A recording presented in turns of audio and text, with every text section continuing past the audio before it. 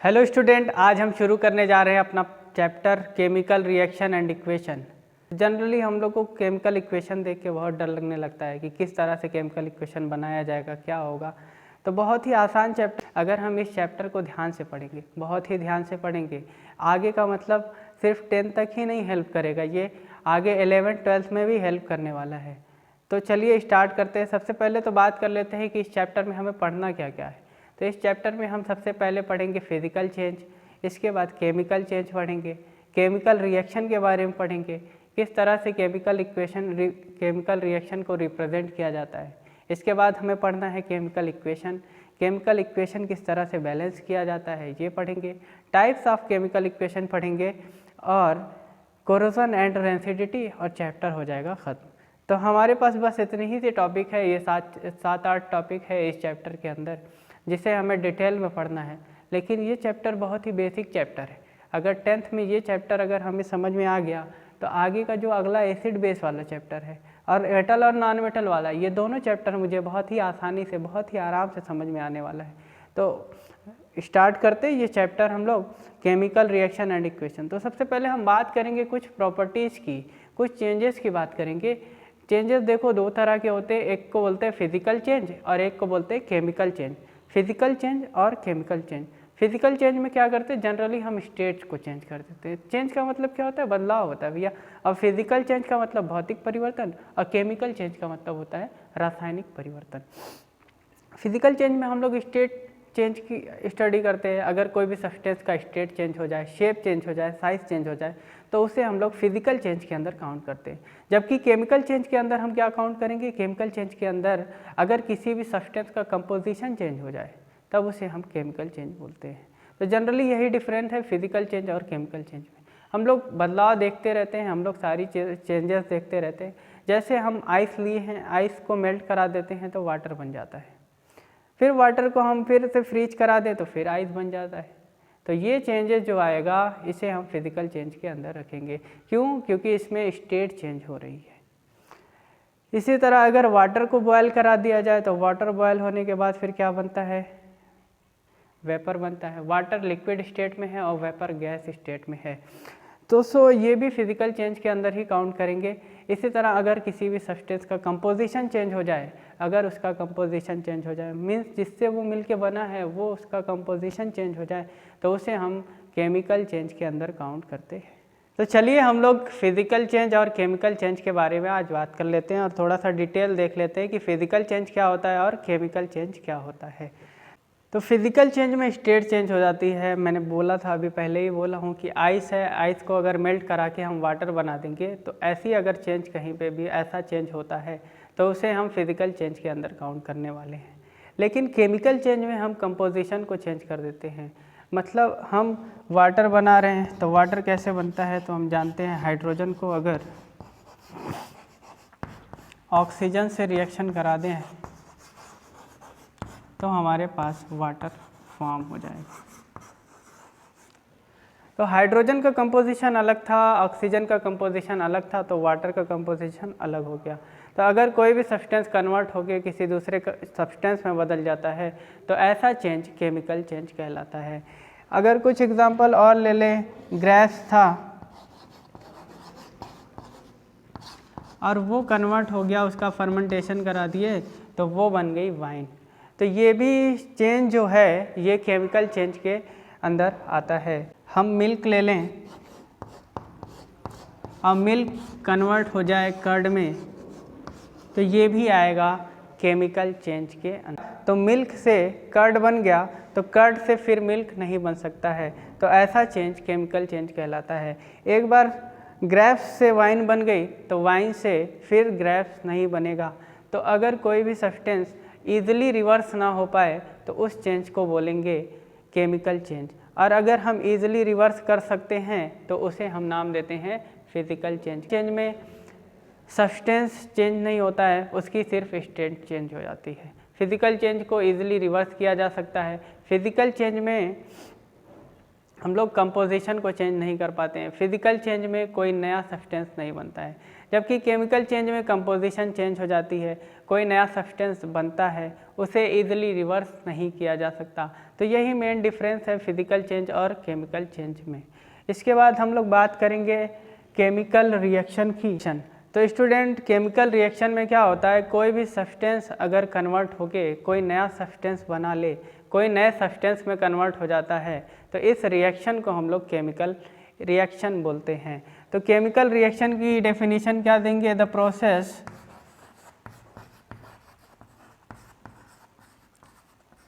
Of changing a substance into a new substance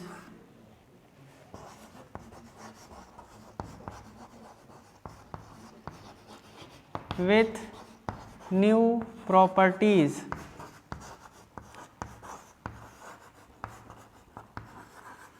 are called chemical reaction.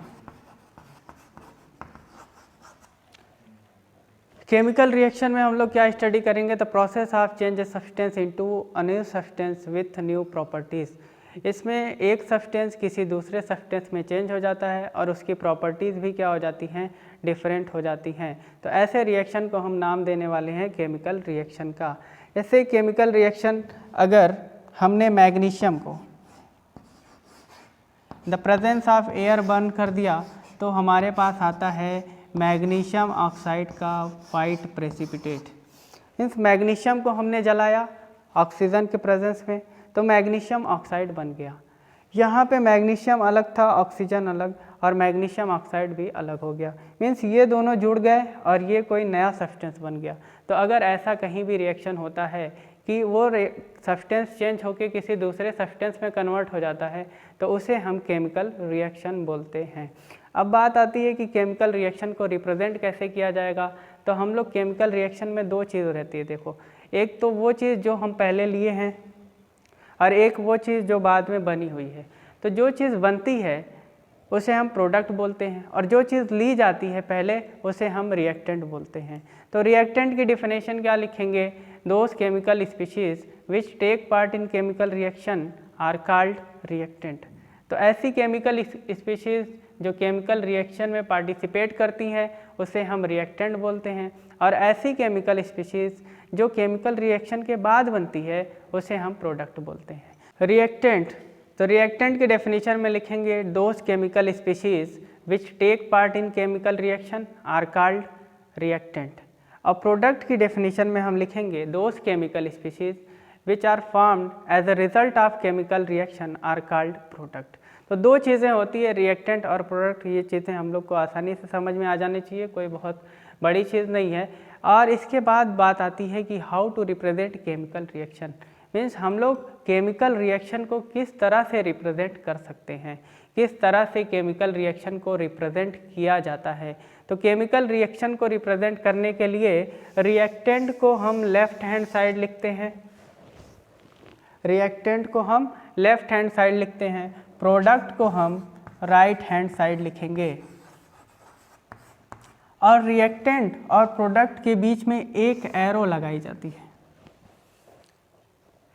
ये जो arrow का head होता है वो हमेशा प्रोडक्ट के साइड ही होता है। इस तरह से हम सिंपली केमिकल रिएक्शन को रिप्रेजेंट करते हैं कि रिएक्टेंट कैसा रहेगा, किधर रहेगा, ये लेफ्ट हैंड साइड रहेगा, प्रोडक्ट किधर रहेगा, राइट हैंड साइड, और बीच में एक एरो होती है जिसका हेड हमेशा प्रोडक्ट की तरफ इंडिकेट करता है।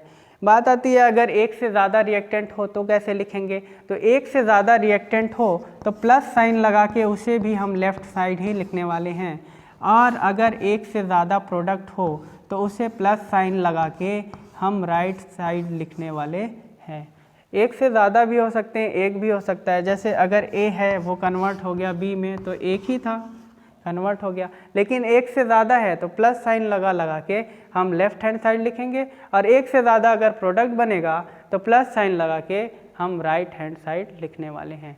इसके बाद जो बात आती है वो आती है केमिकल इक्वेशन। Chemical equation.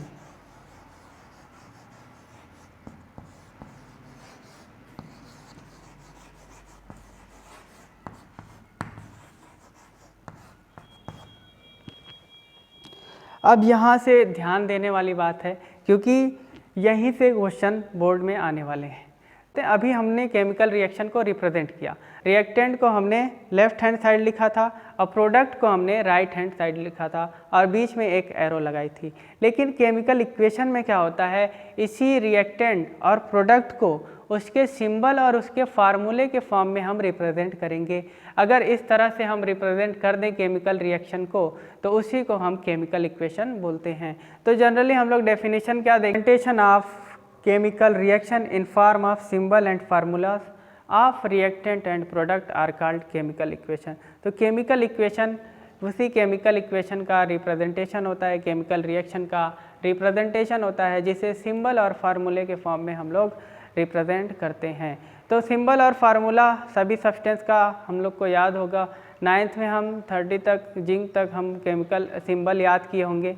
और फार्मूला मैंने एक वीडियो बना चुका हूँ ऑलरेडी पहले से केमिकल फार्मूले के ऊपर, तो केमिकल फार्मूला आप उस वीडियो से सीख सकते हैं। अगर आपको केमिकल फार्मूला और सिंबल नहीं आ रहा है तो आपको केमिकल इक्वेशन बनाने में बहुत ही डिफ़िकल्टी होने वाली है। तो सबसे पहले हमें सिंबल और केमिकल फार्मूला आना चाहिए, इसी के बाद हम केमिकल इक्वेशन बना सकते हैं। तो चलिए कुछ एग्जांपल देख लेते हैं हम लोग कि किस तरह से हम केमिकल इक्वेशन को बनाएंगे। तो सबसे पहले जो एनसीईआरटी में एक एग्जांपल है, when magnesium is burn in the presence of air it form magnesium oxide. तो सबसे पहले हम वर्ड इक्वेशन बनाएंगे। सबसे पहले तो हमें ये मालूम होना चाहिए कि इसमें रिएक्टेंट कौन है और इसमें प्रोडक्ट कौन है। तो when magnesium is burn in the presence of air, और जहाँ से इट फॉर्म लगता है वहीं से प्रोडक्ट बन जाता है। तो in the presence of air का मतलब ऑक्सीजन के प्रेजेंस में मैग्नीशियम रिबन को हम जला रहे हैं। तो मैग्नीशियम और ऑक्सीजन ये दोनों चीज़ हमारे लिए रिएक्टेंट का काम करेगी, और जो बनेगा मीन्स मैग्नीशियम ऑक्साइड, ये हमारे लिए प्रोडक्ट का काम करेगा।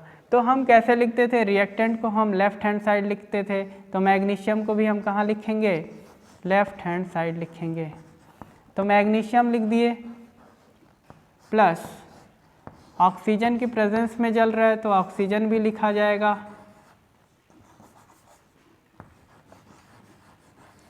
और बीच में क्या लगेगी, एक एरो लगेगी। अब प्रोडक्ट का नाम लिखेंगे, तो प्रोडक्ट में क्या बना रहा है, मैग्नीशियम ऑक्साइड।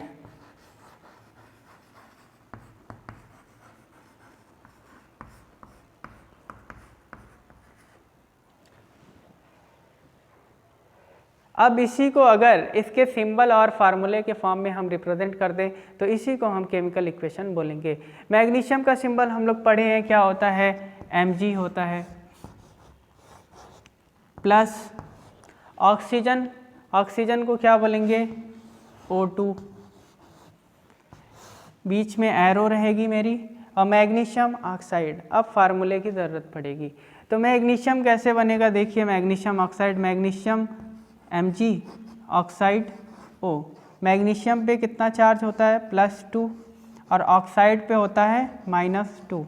ये नंबर बराबर है, फार्मूला क्या बनेगा, MgO, MgO। इसी को बोलते हैं हम लोग केमिकल इक्वेशन। तो हमने मैग्नीशियम को इस साइड लिख दिया, ऑक्सीजन को ऐड करके इस साइड रिएक्टेंट हो गया, इस साइड प्रोडक्ट हो गया। और अगर इस फॉर्म में अगर हम किसी भी केमिकल रिएक्शन को बना लें तो उसी को हम बोलते हैं केमिकल इक्वेशन। इसी तरह और देख लेते हैं example, when hydrogen react with oxygen it form water। मैंने ऑक्सीजन लिया, हाइड्रोजन लिया, ये दोनों रिएक्ट की, तो दोनों रिएक्ट की तो ये रिएक्टेंट का काम कर रही, जो बनेगा वो प्रोडक्ट होगा।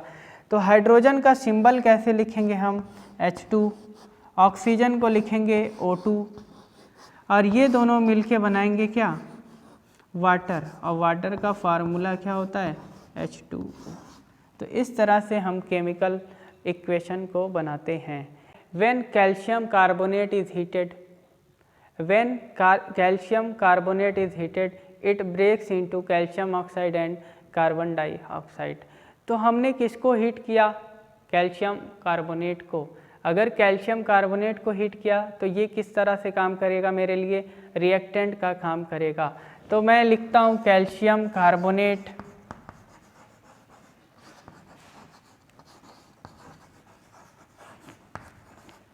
इट फॉर्म, जहाँ से आया वहाँ से क्या होने लगेगा? प्रोडक्ट बनने लगेगा। क्या क्या बन रहा है? Calcium oxide plus carbon dioxide.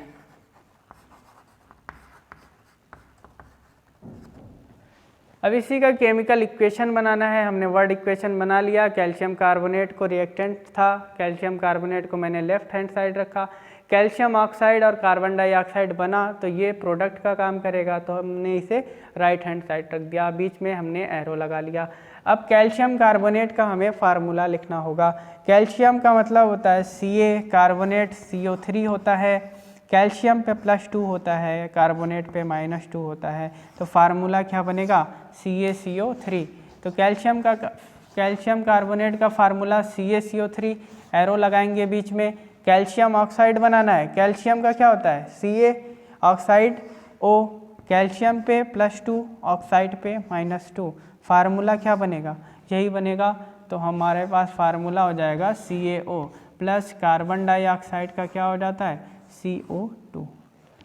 तो इस तरह से हम केमिकल इक्वेशन को बनाते हैं। इसी तरह और सारे एग्जाम्पल हम लिख सकते हैं कि when nitrogen react with hydrogen it form ammonia. When nitrogen, तो हमने नाइट्रोजन लिया, नाइट्रोजन का सिंबल क्या होगा? N2। React with hydrogen means H2, it form ammonia. जैसे ही इट फॉर्म आएगा एरो लगा देंगे। अमोनिया का फार्मूला होता है NH3। तो ये केमिकल इक्वेशन हो गया। नाइट्रोजन रिएक्ट की हाइड्रोजन से और फॉर्म कर ली अमोनिया। फेरस सल्फेट को जब हीट किया जाता है तो ये टूट जाता है, ब्रेक डाउन हो जाता है और फेरिक ऑक्साइड बनेगा, सल्फर डाइऑक्साइड और सल्फर ट्राई ऑक्साइड बनता है। तो फेरस सल्फेट हमने हीट किया तो हमारे पास रिएक्टेंट क्या है? Ferrous sulphate.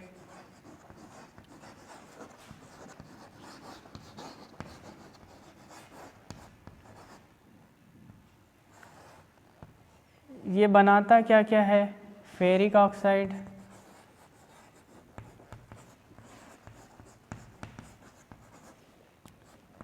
Sulphur dioxide,